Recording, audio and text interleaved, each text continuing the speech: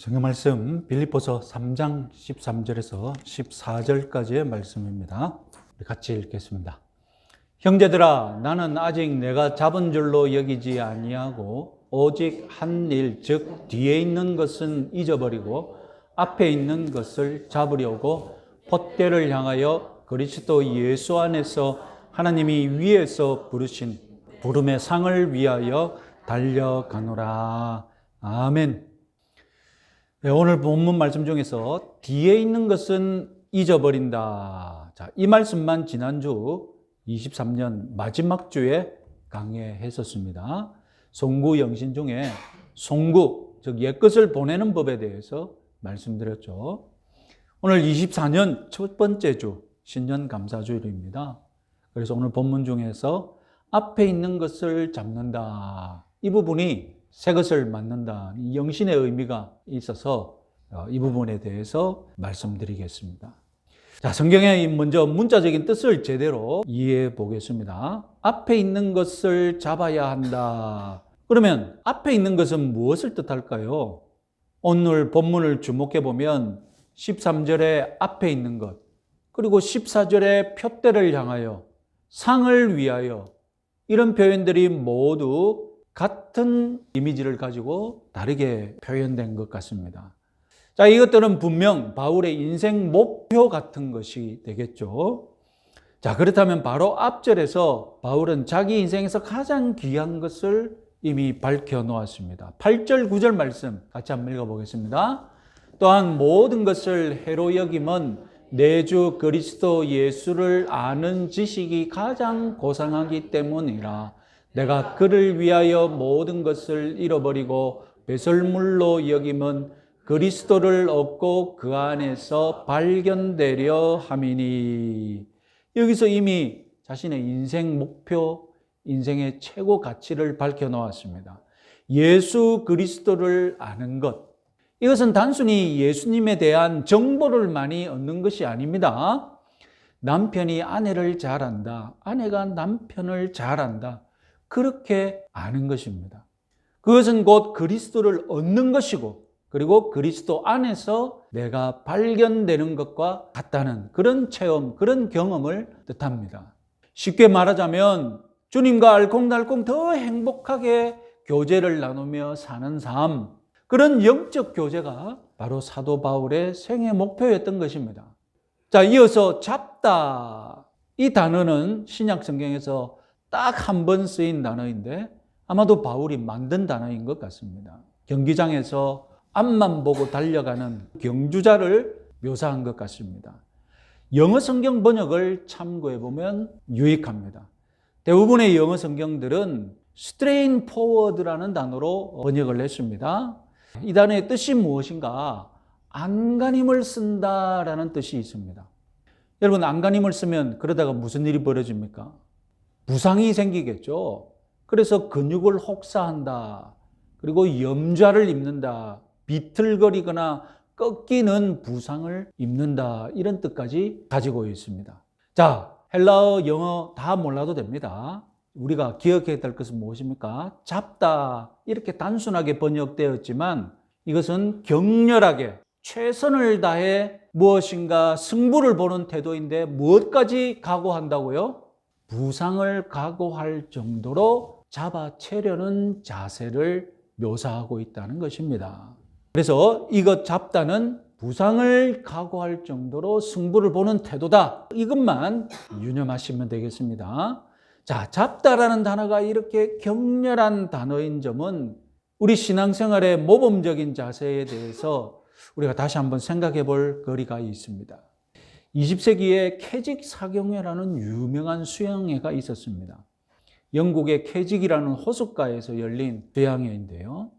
이 수양회가 추구하는 거룩한 신앙생활, 성화의 방법은 독특합니다. 이 사경회의 표어를 합축하면 사람은 손을 떼라, 그리고 하나님이 하시게 하라입니다. 아주 그럴듯하게 들리죠. 이 사경에 제시하는 큰 원리는 신자를 거룩하게 만드는 방법, 그것은 사람이 하는 것이 아니라 하나님이 하는 것이니 하나님이 역사할 수 있도록 그렇게 사람은 준비해야 한다는 것입니다. 그래서 사람은 손을 떼라, 그리고 하나님이 하시게 하라, 이런 표를 내세웠던 겁니다. 20세기 때 우리나라에도 많은 영향을 미쳤고 한동안 퇴직사경회 그 이름 그대로 우리나라에서 열리기도 했습니다. 지금은 한물 갔는지 통 열리지를 않더라고요. 자, 그런데 사람은 손을 떼라, 그리고 하나님이 하시게 하라, 이 그럴듯한 성화의 표와 지금 조금 전에 우리가 알아봤던 단어 부상을 각오하고 승부를 보는, 잡는 이 태도 어떻습니까? 완전히 다르지 않습니까? 충돌하는 것 같지 않습니까? 어느 것이 맞을까요? 자, 우리 신앙생활은 고요하게 묵상하는 면이 있습니다. 고요하게 묵상하는 그런 경건의 시간을 가지는 것 중요하죠. 그래서 여러분 우리말로 경건의 시간, 큐티하자, 경건의 시간이라는데 사실상 여러분 큐티는 문자 그대로 번역하면 뭡니까? 조용한 시간입니다. 고요의 시간입니다. quiet time이라고. 그러나 사도 바울은 우리 신앙생활을 가르치면서 일어서라, 달려라, 수고해라, 쟁취해라, 이런 다양한 활동적인 자세로 또한 묘사를 합니다. 심지어 부상을 각오하고 달려가듯서 쟁취해라, 승부봐라, 이런 태도를 가르칩니다. 결국 우리에게 중요한 것은 균형 잡힌 신앙생활, 균형 잡힌 믿음의 자세입니다. 한 사람의 신앙생활 안에 조용한 신앙생활과 열정적인 신앙생활이 같이 공존해 있다는 것입니다. 그래서 때와 장소에 맞게 조용한 경건의 모습과 열정적인 경건의 모습이 나와야 한다는 것입니다. 그럼 공교롭게도 이 상반되는 신앙의 자세는 송구영신과 어울립니다. 우리는 주님과 더 깊은 교제를 누리기 위해 뒤에 있는 것, 과거를 잊어버려야 합니다. 이 자아 성찰과 자기를 반성하는 시간, 어떤 시간일 수밖에 없습니까? 조용한 시간일 수밖에 없겠죠? 그래서 성찰하고 반성하고 회개하는 시간, 조용하고 묵상하고 기도하는 자세를 가질 수밖에 없습니다. 내가 달려가지 못하게 만드는 과거의 일들, 우리는 고요히 묵상하는 가운데 깨끗이 청산하고 과거로 다 잊어버려야 합니다. 그런 다음 우리는 주님과 더 깊은 교제를 누리기 위해, 주님을 더 깊이 알기 위해 열정적으로 앞으로 나아가야 합니다. 예배 드리고 주를 위해 일하고 섬기고 땀 흘리고 온몸을 헌신해야 합니다. 그래서 우리 앞에 있는 그 영적인 목표를 향해 우리는 온전히 몰입해야 합니다. 우리가 먼저 뒤에 있는 것을 잊어버리는 이유가 무엇입니까? 앞만 보고 달려가기 위함입니다. 뒤에 것을 잊어버리는 일과 앞만 보고 달려가는 일은 연속적인 일이어서 두부 자르듯이 딱 자를 수가 없습니다. 그래서 오늘 본문에서는 뒤에 있는 것을 잊어버리는 것과 앞에 있는 것을 하나로 묶어서 뭐라고 했습니까? 한 일이라고 했지 않습니까? 신자는 뒤에 있는 것을 잊어버렸다면 그 즉시 앞만 보고 달려가는 사람이 되어야 합니다. 자, 이제 14절에서 앞에 있는 것을 잡기 위해 해야 할 일이 무엇인지 좀 더 구체적으로 소개합니다. 바울은 표대를 향하여 달려가겠다고 합니다. 여기 쓰인 이 표대의 헬라어는 당시 달리기 선수가 목표물을 삼고 달려갈 수 있도록 경주로 맨 끝에 세워둔 기둥을 뜻했습니다. 그래서 출발선에 서 있는 선수들은 뭐만 보고 달리면 되는 겁니까? 저 끝에 서 있는 기둥만 보고 달리면 됩니다. 그것이 바로 표대였습니다. 자, 그런데 지금 바울은 육상 선수들에게 권면하고 있는 것이 아니라 육상 선수의 비유를 통하여서 빌립보 성도들에게 교훈하고 있는 것이겠죠? 그래서 우리도 이 비유를 통하여서 영적인 교훈을 얻어야 되겠죠? 자, 그러기 위해서 우선 바울 개인에게 이 표대와 상은 무엇인지 한번 알아보는 것이 유익합니다. 바울 개인에게 그 표대는 구체적으로 무엇이었을까요? 14절 두 번째 문장, 그리스도 예수 안에서 하나님이 위에서 부르신 부름의 상입니다. 자, 14절에서 우리의 표대가 다름 아니라 부름의 상임을 알 수 있습니다. 표대와 부름의 상은 하나의 무엇인데 다르게 다른 뉘앙스로 표현된 것입니다. 자, 부름의 상, 여기 신약 시대에도 거행되고 있었던 올림픽 게임이 있었습니다.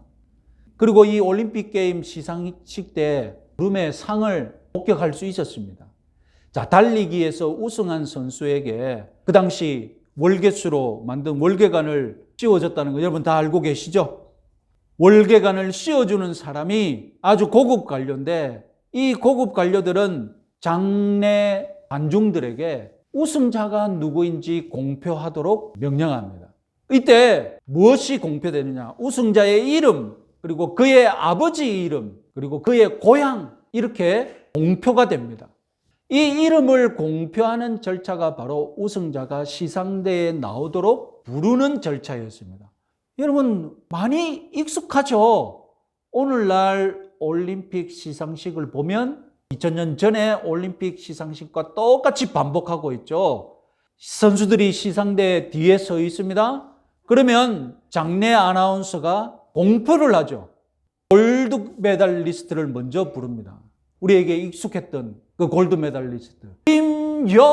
김연아 from Republic Korea 이러지 않습니까? 그러면 금메달리스트가 나오지 않습니까? 은메달리스트, 동메달리스트도 마찬가지고 이것이 부름의 상이었던 겁니다. 그 부름의 상이 먼저 있으면 나와서 월계수 관을 받는 것이죠. 그러니까 바울에게 표대 그리고 부름의 상은 1차적으로 사도로서 성과를 내는 것이었습니다. 바울은 이방인들을 위한 사도로 부름받은 일꾼이었지 않습니까? 그래서 지금 달려가야 할 표대는 이방인을 위한 사도로서 성공적인 열매를 맺는 것이죠. 이방인을 위한 사도로 부름받았기에 틈만 나면 지중해 세계, 온 세계를 돌아다녔지 않습니까? 그럼 이방인을 위한 사도로서 바울이 받고 싶었던 부름의 상은 무엇이었을까요? 다름 아니라 일 잘한 일꾼에게 주어지는 상, 많은 결실을 거둔 종에게 주어지는 상, 주인의 최고의 칭찬이죠. 착하고 충성된 종아, 네가 최고로 일 잘했다. 주인이 인정해 주시고 주인에게 더 가까이 다가갈 수 있는 종의 특권을 누리는 것이죠. 그런 칭찬을 받으면 주님과 더 가까워지고 주님과 하나 되고 주님 안에서 발견되어지는 일이 있는 것입니다. 아까 8절에서 바울이 가장 고상하게 여기는 것이 무엇이었습니까? 내 주 예수 그리스도를 아는 지식. 내가 그리스도 안에서 발견되고 내가 그리스도를 얻는 것이라고 했지 않습니까? 그럼 주님과 가장 가깝게 사귀는 방법, 그것을 얻는 길이 무엇입니까? 주님이 나를 가장 자랑스러워해 주는 것이죠. 내가 주님께 가장 자랑스러운 종이 되는 것이죠. 내가 주님께 칭찬 듣는 종이 되고 주님이 나를 가장 자랑스러워하는 종이 되면 나와 주님 사이가 어떻게 되는 것입니까? 더 가까워지고 더 친밀해지고 내가 주님을 얻는 것이고 주님이 나를 사로잡아주는 그런 관계가 되는 것이죠.